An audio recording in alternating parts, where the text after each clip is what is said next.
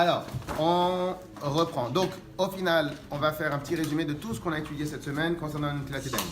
Numéro 1, pourquoi nous faisons Netilat Yadayim? Numéro 1, en rappel et en souvenir de ce que les Kohanim faisaient au Beth Amikdash lorsqu'ils mangeaient la Trouma. Donc, on rappelle, nous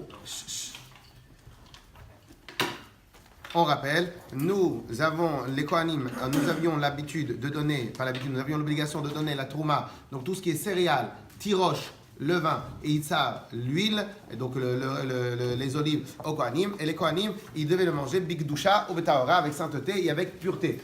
Donc par conséquent, les Chachamim nous avaient institué que les mains, elles étaient facilement impurifiables. Donc par conséquent, ils avaient demandé aux Kohanim, à chaque fois qu'ils mangeaient de la Trouma, donc du pain, puisque en fin de compte avec les céréales tu fais du pain, à chaque fois qu'ils mangeaient de la Trouma, ils devaient faire Netilat Yadayim auparavant.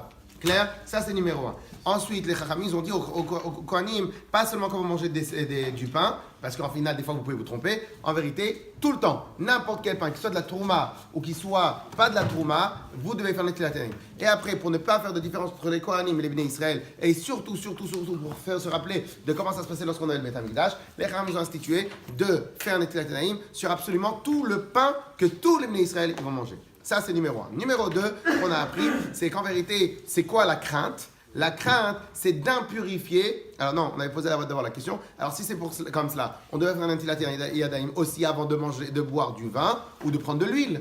Oui ou non?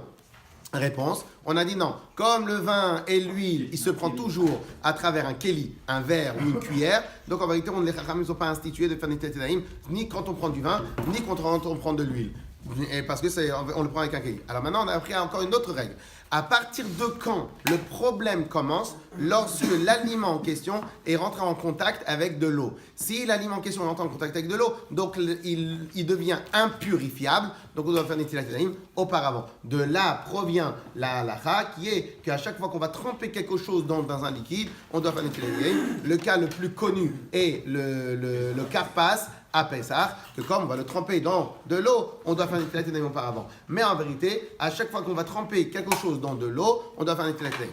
Un exemple. Alors maintenant, on a un cas très concret. Donc on avait dit, on a un cas très concret qui s'appelle les olives. On veut prendre des olives. Dans le principe, il faut faire Netilat Yadayim auparavant. Pourquoi? D'abord, ça c'est une évidence parce qu'on le prend avec la main et c'est des olives. On avait dit que c'était Yitzhar.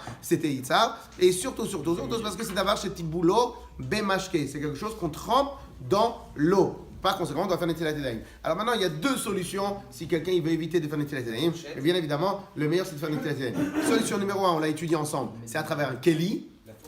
Fourchette, donc un keli. Solution numéro 2, c'est d'essuyer l'olive avec un sopalin pour qu'il n'y ait pas. Mais bien évidemment, la mizamina moufra, la meilleure manière, c'est de faire de faire un Netilat Yadayim avant de boire, avant de prendre une olive. Et on termine.